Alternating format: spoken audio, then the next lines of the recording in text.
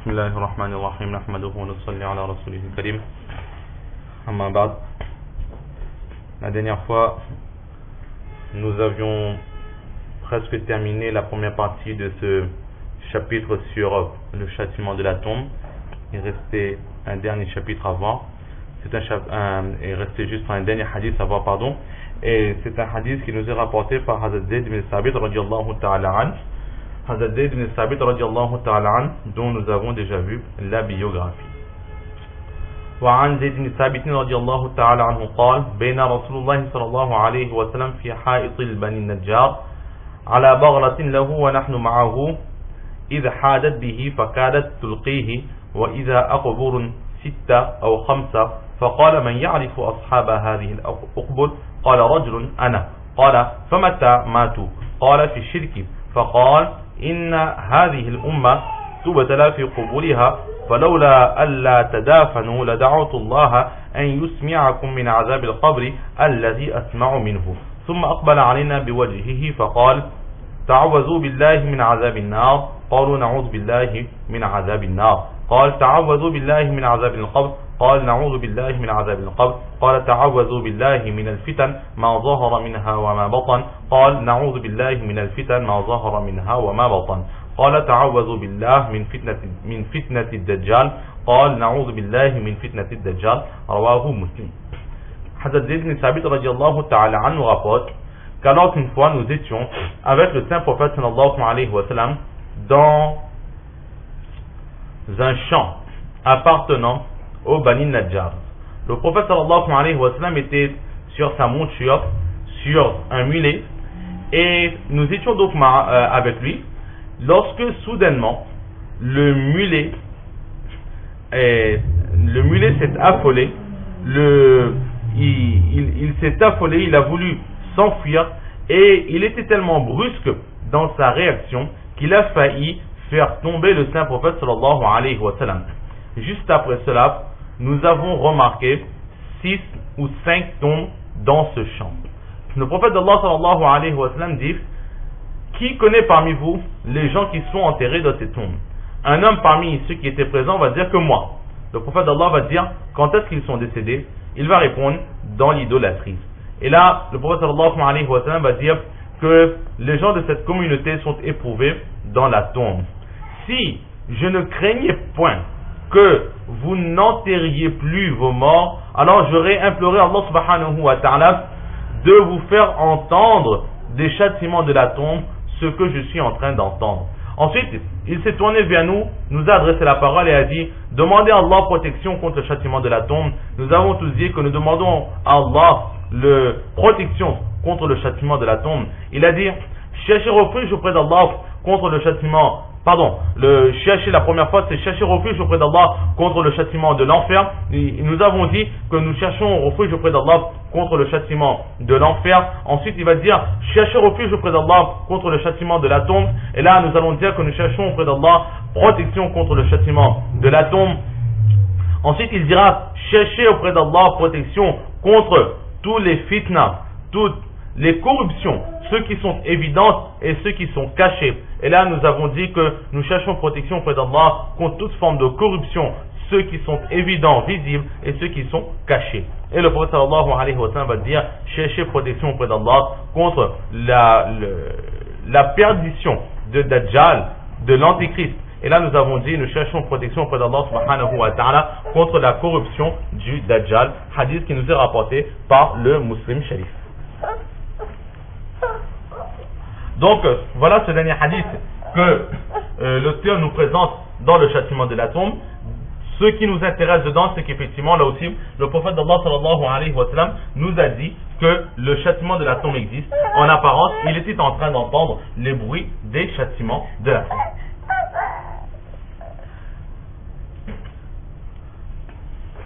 Maintenant, le prophète sallallahu alayhi wa sallam, il était dans un jardin des Bani Najjar. Les Bani Najjar, c'est une tribu parmi les Ansar, parmi les Médinois qui ont accepté la religion de l'islam. Les Bani Najjar, c'est une de ces tribus qui a accepté l'islam. Alors le prophète sallallahu alayhi wa sallam, il était donc sur sa monture lorsque soudainement elle va s'affoler et dans son affolement elle était toute proche de faire tomber le prophète sallallahu alayhi wa sallam. Pourquoi cela? En apparence, cette réaction subite de l'animal est en relation avec ce que les compagnons ainsi que le prophète sallallahu alayhi wa sallam vont voir juste après, c'est-à-dire qu'ils vont voir des tombes, 5 ou 6 tombes. Donc apparemment, ce jardin, ce champ, à l'origine c'était un cimetière qui s'est transformé ensuite en un champ, un jardin ou un truc comme ça. Maintenant, pourquoi est-ce que le prophète sallallahu alayhi wa sallam, il était parti dans ce jardin? Notre professeur Hazrat Qadi Ahmadi dans Barakatoum nous dit que on peut imaginer plusieurs hypothèses. Ou bien ils sont partis se promener, ou bien il y avait un travail à faire, ou bien le prophète sallallahu alayhi wa sallam a été invité. Toujours est-il qu'il était dans ce jardin. Et c'est là qu'ils ont vu, au début, lorsqu'ils étaient dans ce champ, ils n'ont pas remarqué ces tombes. Et après cette péripétie de la monture, ils vont remarquer la présence de ces tombes. Maintenant, dans le prophète sallallahu alayhi wa sallam, il va tout de suite questionner, qui parmi vous connaît les personnes qui sont enterrées ici? Alors, il faudra comprendre que la conversation entre le prophète sallallahu alayhi wa sallam et le compagnon était un petit peu plus longue que ce qui est mentionné dans le hadith, sans quoi, entre la question et la réponse, il n'y a aucun lien. Le prophète sallallahu alayhi wa sallam va dire quand est-ce qu'ils sont décédés. Et là, la personne dit, ils sont décédés en état de polythéiste, en étant idolâtres. Donc, la réponse devrait être, ils sont décédés il y a 2 ans, il y a 3 ans, il y a 4 ans ou quelque chose comme cela. Mais là, apparemment, le narrateur, étant donné que ce n'est pas l'objectif du hadith, il va supprimer ce qu'il pense être non important et il va mentionner que le plus important. Alors là, on pourrait comprendre que le prophète sallallahu alayhi wa sallam va demander qui connaît les personnes enterrées dans ces tombes, c'est-à-dire leur famille, dans quelle était leur religion, quand est-ce qu'ils sont décédés, combien de temps est-ce qu'ils ont vécu, où est-ce qu'ils ont vécu, etc., etc. Alors, une personne va dire moi, c'est-à-dire moi, au prophète d'Allah, je connais qu'ils sont enterrés ici. Le prophète sallallahu alayhi wa sallam va dire, étant donné que tu les connais, est-ce que tu connais quand est-ce qu'ils sont décédés? Et là, ils vont répondre, cette personne va répondre, ou bien, oui, ils sont décédés avant ta venue à Madina Munawwara, alors qu'ils étaient encore idolâtres, dans l'époque de l'ignorance, ou bien, au prophète d'Allah, ils sont décédés après que nous ayons eu connaissance de ta prophétie, mais malheureusement, ils n'ont pas eu le temps de se convertir, ils sont morts, alors qu'ils étaient toujours associateurs, ils associaient Allah à d'autres divinités, ils sont morts dans l'idolâtrie.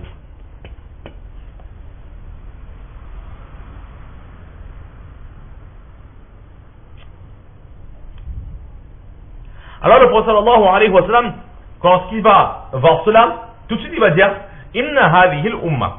Les gens de cette communauté, ou les êtres humains, ils sont éprouvés dans la tombe. Alors, éprouvés parce qu'on avait déjà dit auparavant que, en général, il y aura plus de personnes dans la tombe, il y aura plus de châtiments que de bienfaits.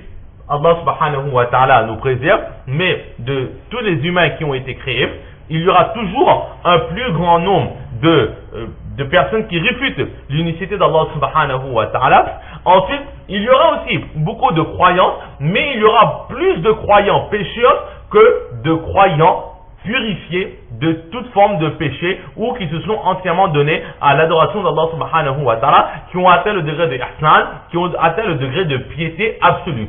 Ça, c'est une minorité. Donc, on peut comprendre qu'il y aura plus de châtiments dans la tombe que de bienfaits. Allah subhanahu wa ta'ala nous en pardonne, nous en protège. Donc, c'est pour cela que le prophète sallallahu alayhi wa sallam dit que les gens de cette communauté ou les êtres humains, ils sont éprouvés dans leur tombe. Alors, ou bien éprouvés par les châtiments, et une minorité qui profite des bienfaits de la tombe, c'est-à-dire qu'il veut nous faire comprendre que dans la tombe aussi, il y a une forme de vie. Et le prophète sallallahu alayhi wa sallam dit que donc dans la tombe il y a cette forme de vie. Peut-être que vous ne me croyez pas, vous vous posez peut-être des questions, que lorsqu'on déterre le mort, il est inerte, nous n'entendons rien, nous ne voyons rien. Mais le prophète sallallahu alayhi wa sallam dit que Allah subhanahu wa ta'ala vous a ôté la capacité de voir et d'entendre ce qui se passe dans la tombe. Pourquoi? Parce que falaoula Allah tadafanu.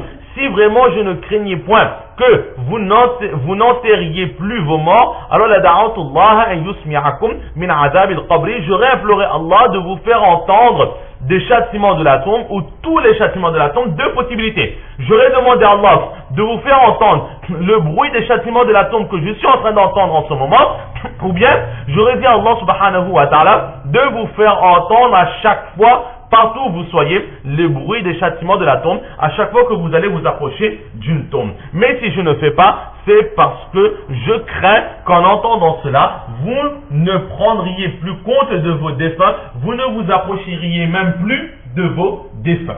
Pourquoi cela? Alors, plusieurs explications qui sont données.